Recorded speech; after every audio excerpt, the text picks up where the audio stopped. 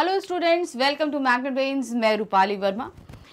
Magnet brains बहुत प्रयास करता है आप सभी की पढ़ाई को लेकर, क्योंकि स्टडीज़ को लेकर कहीं ना कहीं सभी को चिंता होती है। आपको चिंता होती है, टीचर्स को चिंता होती है, पेरेंट्स को चिंता होती है, सभी को रहती है। तो इसी श्रृंखला में हमको भी जोड़ लीजिए। हम भी इन्हीं चिंताओं के साथ आपके पास आते हैं, मगर हमारी चिंता थोड़ी सी डिफरेंस रहती है। हम ये चाहते हैं कि आपको जितना भी हम मटेरियल प्रोवाइड कराएं वो आप तक इजीली पहुंच जाए, उसके बीच में किसी भी तरह की कोई बाधा ना रहे। बाधा है पैसों की, कि भाई अगर आपको ये वीडियो या ये स्टडी मटेरियल पढ़ना है तो आपको कुछ पे करना है। तो इस तरह की बाधा हमारे चैनल पर बिल्कुल भी नहीं होती है। क्यों? क्योंकि हम इसमें बिलीव करते हैं कि हमारे देश के सभी बच्चे अच्छे से पढ़ें, और इसी श्रृंखला में हम जो आपके लिए वीडियोस लेकर आते हैं ये 100% आपके लिए फ्री होते हैं। किंडरगार्टन से लेकर क्लास 12 तक के आपके state board, Hindi medium, English medium, olympiad, NTSC, जितना भी आपको वीडियोस दिए जाते हैं ये 100% फ्री होते हैं। इसके लिए हमारे चैनल पे आपको कुछ भी पेमेंट करने की ज़रूरत नहीं होती है। आप कोई भी वीडियो कितनी बार भी देखना चाहें, जब चाहें देखना चाहें, आपको 100% फ्री मिलेगा। कुछ पेमेंट करने की ज़रूरत नहीं है। तो इसी श्रृंखला में जो हम अब आपके लिए लेकर आए हैं वो है मैग्नेट ब्रेन टेस्ट पेपर। ये टेस्ट पेपर हमारे टीचर्स द्वारा तैयार किया गया है, सिर्फ इसलिए कि आप अपने आप को एक बार टेस्ट कर सकें कि आपने जो अभी तक पढ़ा है क्या आप उसे कर पा रहे हैं। कहीं ऐसा तो नहीं है कि कहीं कुछ आपसे लैक हो रहा है। आप एक बार अपने आप को टेस्ट कर लेंगे कि कहीं अगर हमसे 1% की भी कमी रह जा रही है तो आप उसे कंप्लीट कर सकते हैं। तो इसी श्रृंखला में क्लास 4 से लेकर 12 तक के सभी सब्जेक्ट में आपको इस तरीके के टेस्ट पेपर प्रोवाइड कराए जा रहे हैं। सभी क्लासेस में, सभी सब्जेक्ट्स में आपको प्रोवाइड कराए जा रहे हैं। तो आप इन्हें करते जाइए। ये मैग्नेट ब्रेन टेस्ट पेपर जब हम आपके लिए सोल्यूशन लेके आते हैं, इससे 2 दिन पहले आपको प्रोवाइड करा दी जाते हैं हमारी वेबसाइट पर। नहीं, आपको पीडीएफ मिल जाता है। अब इन पीडीएफ को सॉल्व करिए और उसके 2 दिन बाद हमारा सोल्यूशन का वीडियो दिया जाता है आपको। तो यहाँ पर हमारा सिर्फ इतना प्रयास है कि आप एक बार चेक करिए कि कहीं आपसे कोई गड़बड़ी तो नहीं, क्योंकि भाई हम पढ़ तो बहुत लेते हैं, सीधे जाके एग्ज़ाम दें उससे पहले एक एग्ज़ाम छोटा सा हम भी यहाँ कर लेते हैं कि कहीं कुछ गड़बड़ी तो हमसे नहीं हो रही है। अगर हम इसे कर लेंगे तो हमें ये पता रहेगा कि हाँ, हमारी प्रिपरेशन तैयार हो चुकी है, कहीं पर किसी तरह का कोई भी चूक नहीं हो रही है हमसे। तो जैसा कि हमने अभी आपको बताया कि इसका पीडीएफ आपको 2 दिन पहले प्रोवाइड कराया जा चुका है, तो फिर ये कौन सी क्लास है, कौन सा सब्जेक्ट है, ये भी आपके लिए जानना ज़रूरी है। तो चलिए देखते हैं कि कौन सा सब्जेक्ट है। तो आज की जो क्लास है हमारी वो है क्लास 9th हिंदी कोर्स ए की बुक है क्षितिज भाग 1। उसका जो हमारा काव्य खंड है, कि आपको सभी को पता है कि ये हमारी बुक 2 खंडों में विभाजित है, काव्य खंड और गद्य खंड। इसका जो काव्य खंड है उसमें हमारा अध्याय है 17वां, बच्चे काम पर जा रहे हैं। बच्चे काम पर जा रहे हैं, जो ये कविता हमारे सामने लेखक ने रखी है, ये बहुत ही सीरियस मैटर पे है कि छोटे छोटे बच्चे जो काम करते हैं, जो हमारे देश में आप अक्सर कई जगह देखते होंगे, आप देखते होंगे और हमने भी देखे हैं। छोटे छोटे बच्चे काम कर रहे होते हैं, मतलब बाल मजदूरी की जो समस्या है उस पर उन्होंने ये कविता प्रस्तुत करी थी। हम सभी ने इसको पढ़ा था अच्छे से और चिंता भी व्यक्त की थी कि इसे सिर्फ एक स्टेटमेंट की तरफ नहीं, एक क्वेश्चन की तरह पढ़ा जाना चाहिए कि बच्चे आखिर काम पर क्यों जा रहे हैं, ऐसी क्या आपत्ति है कि क्यों जा रहे हैं। तो ये पाठ हमने पढ़ा था। इसी पे आपको पहले से ही इस टेस्ट पेपर का पीडीएफ अवेलेबल कराया जा चुका है, जिसमें ऑब्जेक्टिव सब्जेक्टिव दोनों ही तरह के प्रश्न दिए गए हैं, जैसे कि आपके एग्जाम या टेस्ट में आते रहेंगे। तो आप सभी ने इसे सॉल्व कर लिया होगा। तो चलिए देखते हैं कि इसे हम कैसे कर रहे हैं। आप साथ साथ अपने आंसर्स मैच करते हुए चलिएगा। तो सबसे पहला जो हमारे पास प्रश्न आ रहा है, वहां से शुरू हो रहे हैं हमारे बहुविकल्पीय प्रश्न। तो 1 से लेकर 10 तक हमारे बहुविकल्पीय प्रश्न है। तो प्रश्न संख्या प्रथम है, सुविधा और मनोरंजन के उपकरणों से बच्चे वंचित क्यों हैं। सुविधा और मनोरंजन यानी कि जो हमारे आराम के लिए जो चीज़ें होती हैं वो, और साथ ही हमारे एंटरटेनमेंट के लिए जो चीज़ें होती हैं वो सारी चीज़ों के जो उपकरण, जैसे हम बोलते हैं ना कि हम आराम से सोफे पे बैठ के पंखा चला के किताबें पढ़ते हैं, फिर मनोरंजन के लिए खेलते हैं, तो ये सारी चीज़ें बच्चों को क्यों मुहैया नहीं है, क्या है। तो क्या है, काम पर जाने के कारण, गरीबी के कारण, अशिक्षा के कारण, अपने माता पिता के कारण। तो ये सारी चीज़ों से बच्चे क्यों वंचित हैं, उनके पास क्यों नहीं है? इसका सही कारण है क्योंकि वे सब गरीब हैं, इसलिए उनके पास ये सारी चीज़ें नहीं हैं। भाई जाहिर सी बात है, ये जितने भी आपके आराम की चीज़ें होती हैं या हमारे मनोरंजन एंटरटेनमेंट की जितनी चीज़ें होती हैं, इन सब पे बहुत ही एक्स्ट्रा खर्च होता है, और जो लोग गरीब होते हैं वो इन सब चीज़ों पे खर्च नहीं कर सकते हैं। प्रश्न संख्या 2 है, बच्चों का काम पर जाना किसके समान है? किसके समान कविता में बताया गया है? पागलपन, एक हादसे, एक बुराई या एक तूफान की तरह। तो सही ऑप्शन है कि बच्चों का काम पे जाना एक हादसे के समान है, इससे बड़ा हादसा नहीं हो सकता। छोटे छोटे मासूम बच्चे आके क्यों काम पर जा रहे हैं? प्रश्न संख्या 3 है, बच्चे काम पर जा रहे हैं, इसे किस तरह लिखा जाना भयानक है? यानी कि कविता में दिया है ना कि इसे किस तरह लिखेंगे तो ये भयानक प्रतीत होगा, इसका नतीजा जो है वो भयानक होगा। कैसा? विवरण की तरह, गजल की तरह, कविता की तरह या कहानी की तरह। तो सही ऑप्शन इसका है कि अगर इसे हम विवरण की तरह लिखते हैं तो इसका लिखा जाना भयानक है। क्यों? क्योंकि इसे तो एक प्रश्न की तरह लिखा जाना चाहिए, क्योंकि प्रश्न जब आएगा आपके सामने तो आप उसके निवारण के लिए जाएंगे, उसके उत्तर के लिए खोज जाएंगे, और जब उत्तर खोजेंगे तो आपको ये जो समस्या है बाल मजदूरी, इसका भी जवाब मिलेगा, इसका भी निवारण मिल जाएगा। अब है क्वेश्चन नंबर 4। प्रश्न संख्या 4 है, काम पर जा रहे बच्चों के हिस्से की गेंद कहाँ गिर गई है? जो उनके हिस्से की गेंदें हैं कविता के अनुसार वो सब कहाँ गिर गई हैं?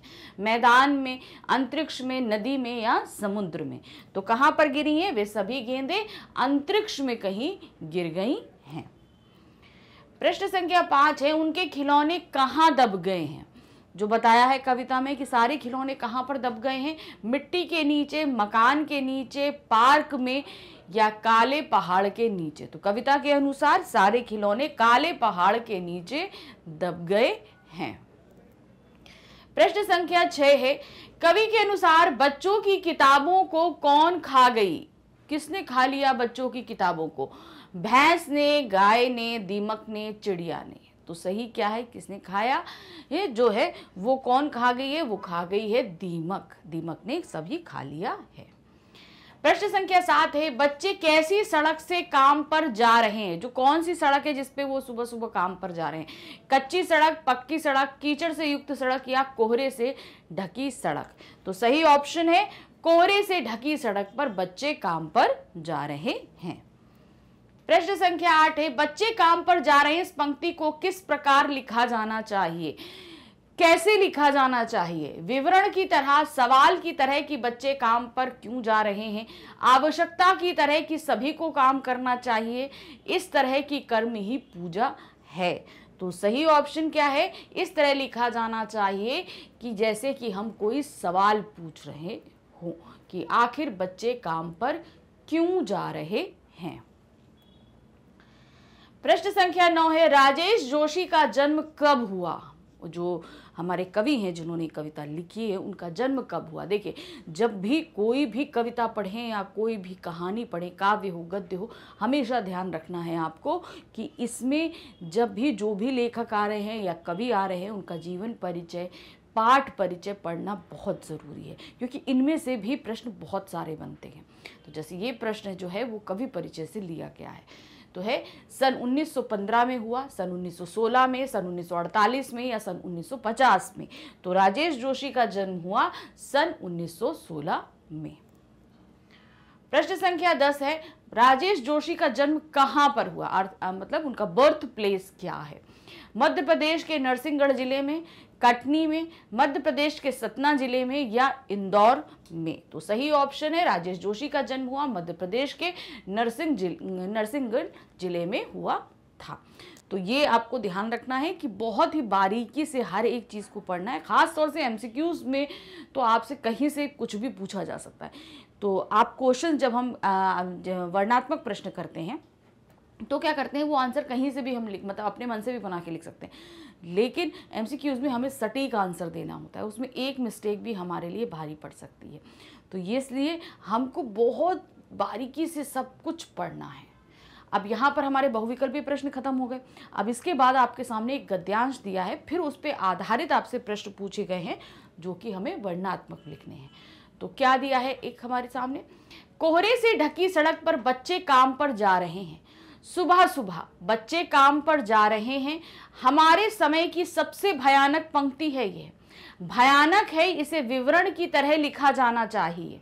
लिखा जाना चाहिए इसे सवाल की तरह। काम पर क्यों जा रहे हैं बच्चे?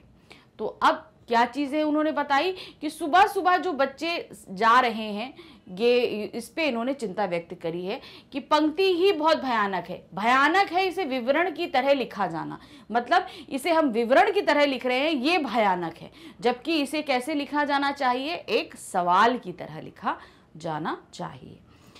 तो अब इस पर जो प्रश्न हमसे हमारे सामने आया है, जो हमने गद्यांश लिखा ना, उस पे गद्य, अब हमें इसमें क्या देना है? वर्णनात्मक उत्तर देना है।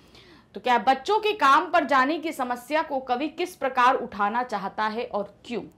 वो किस तरीके से उठाना चाहता है और क्यों उठाना चाहता है, ये दोनों चीजें लिखनी है। तो उन्होंने इसको कैसे बोला है कि इस समस्या को हमें सवाल की तरह पूछना चाहिए। जैसे यहां दिया है, बच्चों के काम पर जाने की समस्या को कवि एक सवाल की तरह उठाना चाहता है, क्योंकि इसे विवरण की तरह लिखे जाने से समाज में कोई परिवर्तन नहीं आ सकता है। अगर इसे हम कैसे लिखेंगे? एक विवरण की तरह तो हर कोई लिख कर भूल जाएगा, लेकिन जब हम सवाल की तरह लिखेंगे तो लोग इसका उत्तर ढूंढने के लिए प्रयासरत रहेंगे। इसकी संभावना अधिक है कि इस मुद्दे को सवाल की तरह उठाने से बाल श्रम की समस्या को दूर करने के कारगर उपाय हों। यानी कि अगर इसे हम सवाल की तरह लिखेंगे तो ये जो बाल श्रम हो रहा है, लोग इसके उपाय के बारे में सोचेंगे। देखिए, जब हमारे पास कोई लेख भी आता है, आप अपने आप को भी देखिएगा, हम अगर जब कभी कोई लेख पढ़ते हैं, सुनते हैं, तो हमारे साथ क्या होता है? हमने उसको पढ़ा और ज़्यादा से ज़्यादा 1 या 2 दिन हमारे दिमाग में रहेगा, हम भूल जाएंगे। लेकिन जब कोई सवाल होता है तब वो हमें ज़्यादा परेशान करता है, क्योंकि तब हमें उसका उत्तर ढूंढना होता है और तब हम प्रयासरत रहते हैं और उत्तर ढूंढने के लिए हम कोशिश करते रहते हैं, ऐसा होता है। अब है प्रश्न संख्या 12, यानी कि दूसरा प्रश्न है, साधारण वाक्य का लोगों पर क्या प्रभाव पड़ता है? यानी कि अगर हम विवरण की तरह साधारण वाक्य लिख दें तो उसका लोगों पर क्या प्रभाव पड़ेगा? तो क्या होगा? साधारण वाक्य का लोगों पर कोई विशेष प्रभाव नहीं पड़ता। विवरण आदि रूपों में लिखे गए साधारण वाक्य लोग सामान्यतः रूप से पढ़ लेते हैं, उसकी गहराई अथवा उसमें निहित संदेश की ओर उनका ध्यान नहीं जाता। जैसा हमने अभी आपको बताया कि हमने पढ़ लिया और पढ़कर हमने ठीक है किनारे हो गया, हम ज़्यादा उसमें ध्यान नहीं देते कि आखिर क्या है उसमें, क्या नहीं है, हमें ज़्यादा ध्यान देने की ज़रूरत महसूस ही नहीं होती।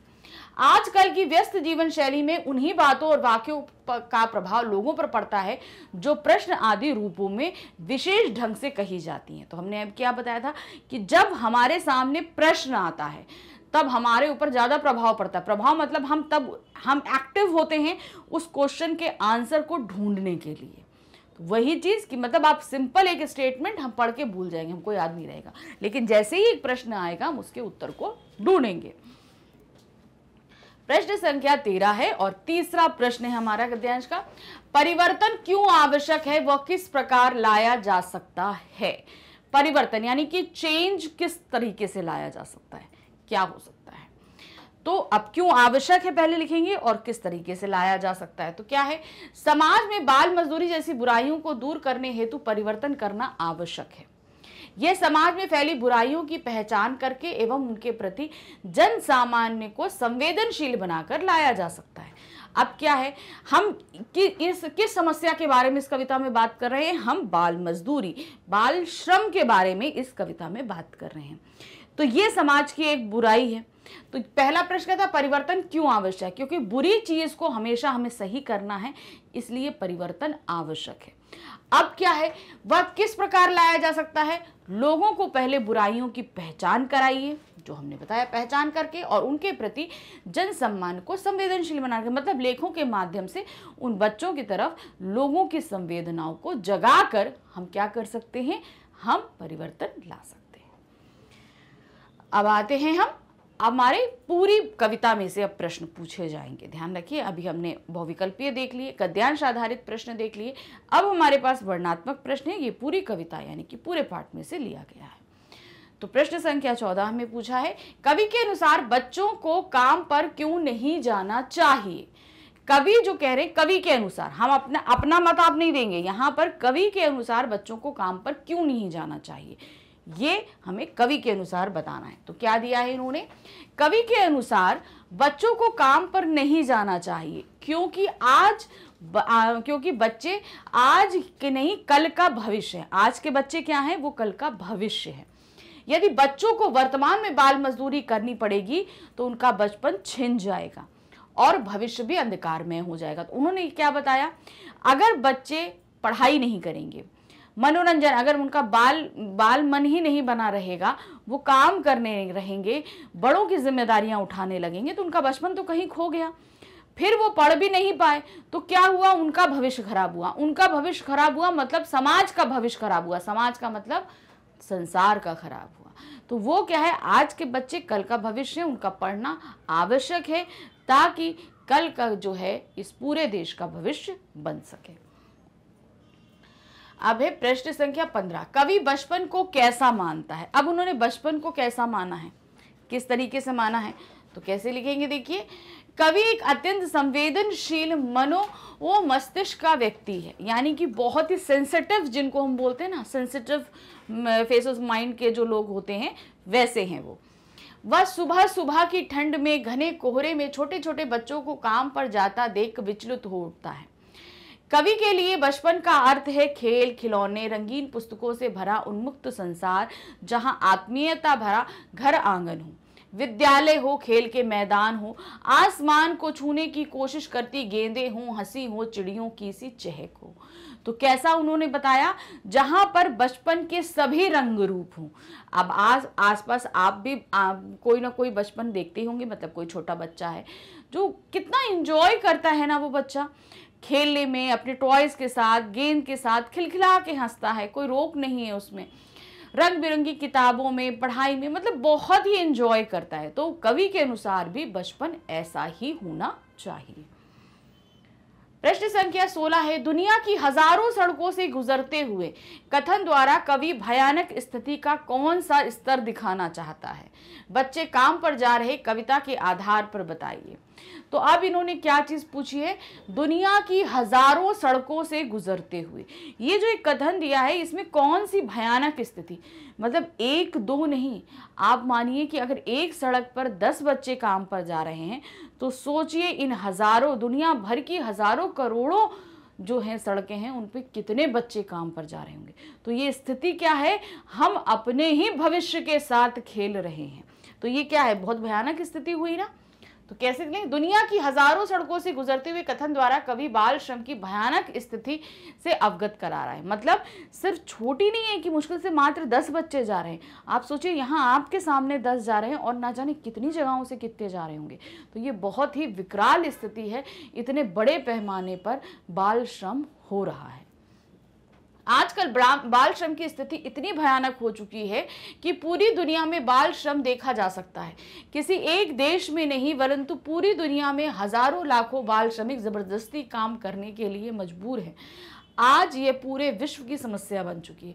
तो खाली हम ये नहीं कहेंगे कि हमारे गांव, हमारे शहर या हमारे राज्य या हमारे देश की समस्या है, ये पूरे विश्व की समस्या है। आप कहीं पर भी चले जाइए, आपको बहुत सारे बच्चे दिखेंगे। किसी भी जगह आप कहीं पे भी घूमने जाओ तो आप हर जगह देखोगे छोटे छोटे बच्चे कहीं ना कहीं किसी न किसी रूप में कार्य कर रहे होते हैं। तो ये समस्या बहुत विकराल रूप में है और हमें इस पर चिंतित होना चाहिए। प्रश्न संख्या 17 है, बच्चे काम पर जा रहे, कविता के आधार पर बताइए कि बाल मजदूरी करने की विवशता का क्या कारण है। ये जो हमने कविता पढ़ी, हमें इसके आधार पर बताना है कि आखिर ये बाल मजदूरी करने का कारण क्या है, क्यों ये बच्चे मजदूरी करने के लिए विवश हैं। तो जैसा बताया गया है, गरीबी है कारण, माता पिता का पढ़े लिखा नहीं होना है। तो ये इन कारणों को आपको यहाँ पर व्यक्त करना है। तो क्या दिया है, समाज की व्यवस्था और गरीबी के कारण बच्चों को बाल मजदूरी करनी पड़ती है। भारत के करोड़ों लोग पेट भर रोटी भी नहीं जुटा पाते, इसलिए उनके बच्चों को भी बचपन से ही काम काज करना पड़ता है ताकि वे पैसे कमा सके और पेट भरने के लिए 2 वक्त की रोटी जुटा सके। यह उनकी जन्मजात विवशता होती है। तो यहाँ पर क्या बताया कि गरीबी है और क्या है, समाज की व्यवस्था है। मतलब व्यवस्था भी हम बोल सकते हैं लोगों का ज़्यादा पढ़ा लिखा नहीं होना।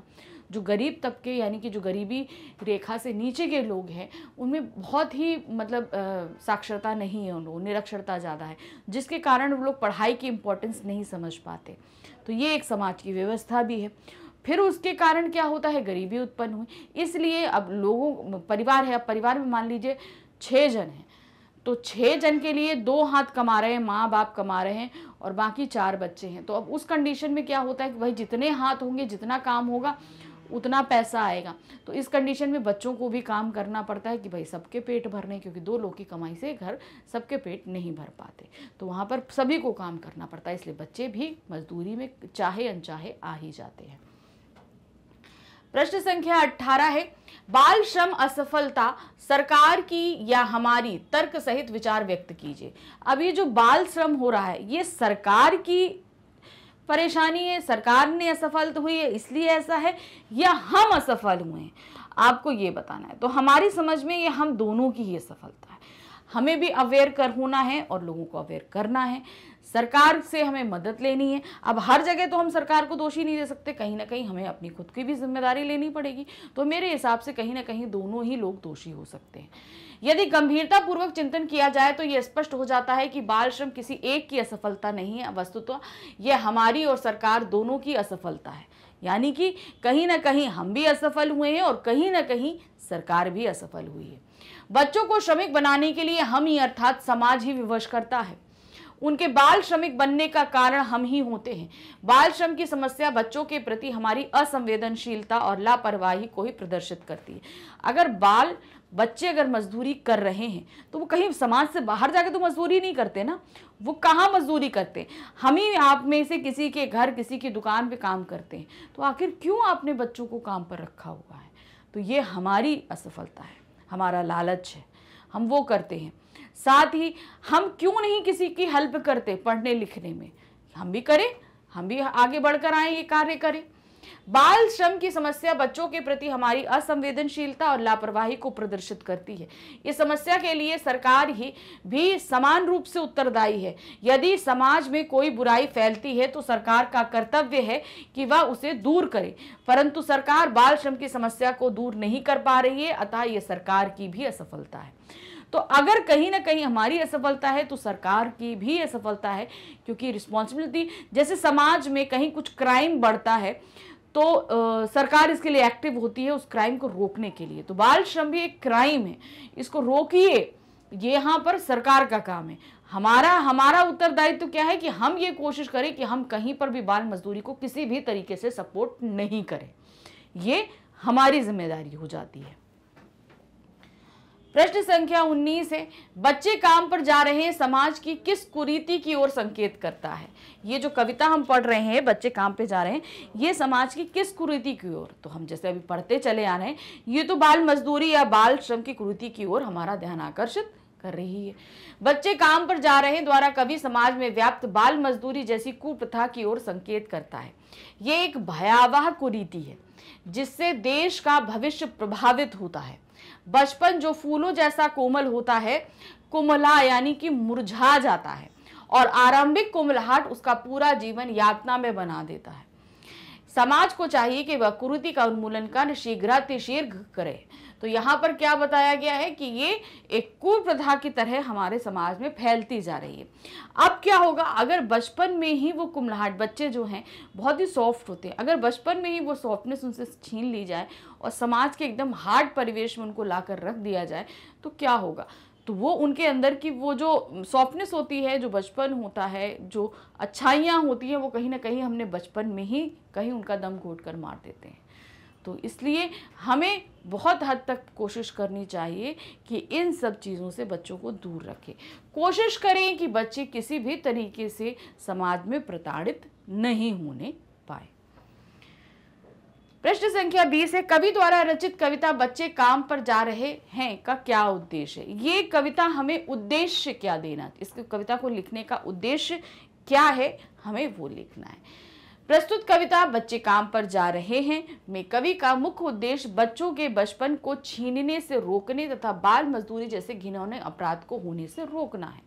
मतलब छोटे छोटे बच्चे आप देखेंगे जो हमारे यहाँ भी बच्चे होते हैं तो हम कहते हैं उनको कितने केयर करके रखते हैं, कहीं चोट ना लग पाए, कहीं कुछ ना हो पाए, उन्हें जो चीज़ चाहिए उन्हें हम टाइमली हर एक चीज़ प्रोवाइड कराने की कोशिश करते हैं।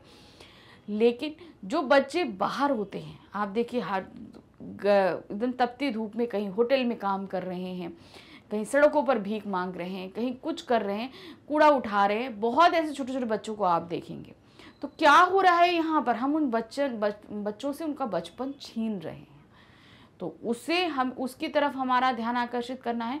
और दूसरा, बाल मजदूरी जैसी जो कुप्रथा हमारे में फैल रही है, हमें वो चीज़ों की तरफ हमारा ध्यान आकर्षित करना इस पाठ का उद्देश्य है। कवि इस कविता के माध्यम से समाज से कहना चाहता है कि वह बाल मजदूरी रोकने का प्रयत्न करे। समाज को अपनी जिम्मेदारी के प्रति जागरूक करना ही कवि का उद्देश्य रहा है। तो समाज के प्रति मतलब अब यहाँ पर उन्होंने हमें जागरूक करने की कोशिश करी है कि समाज में कितनी बुरी तरीके से ये कुप्रथा फैली है, हमें कैसे बढ़कर हम कुछ भी कोशिश करें, हर इंसान अगर कोशिश करेगा तो ये कुप्रथा जल्द ही समाप्त हो जाएगी। तो यहाँ पर हमारा ये टेस्ट पेपर समाप्त हुआ। आप सभी को यहाँ पर अच्छे से समझ में आ चुका होगा कि कैसे आपको टेस्ट पेपर के आंसर्स करने हैं। जैसे आप हमारा चैनल है magnetbrain.com, उसी तरीके से मैग्नेट ब्रेन का एक और चैनल है, वो है मैग्नेट ब्रेन्स हिंदी। तो इसे ज़रूर सब्सक्राइब करिए, क्योंकि इसमें स्टेट बोर्ड्स के हिंदी मीडियम, इंग्लिश में हिंदी मीडियम के जितने भी हैं वो सभी आपके सब्जेक्ट कवर किए जाते हैं, सभी क्लासेस के। तो जो भी आपके फ्रेंड्स या आपके जानने वाले रिलेटिव्स जो भी हिंदी मीडियम में हैं उनको बताइए, ताकि वो अपनी ज़रूरत का जितना भी स्टडी मटेरियल है यहाँ पर आकर पढ़ सकते हैं और इजीली अपने सभी डाउट्स क्लियर कर सकते हैं। हमारे चैनल पे आपको जितना भी कंटेंट मिल रहा है, दोनों ही चैनल्स की मैं यहाँ बात कर रही हूँ, magnetbrain.com और मैग्नेट ब्रेन्स हिंदी, यहाँ पर सारा ही कंटेंट आपको टोटली अरेंज मिलता है, class wise, subject wise, book wise, chapter wise, topic wise. एक टॉपिक देखने के बाद दूसरा टॉपिक देखने के लिए कहीं आपको परेशान नहीं होना पड़ता, ईजिली आपको मिल जाता है। तो इसीलिए हमारे चैनल के साथ बने रहिए, इसे लाइक, सब्सक्राइब, शेयर ज़रूर कीजिएगा। Thank you for watching, bye bye.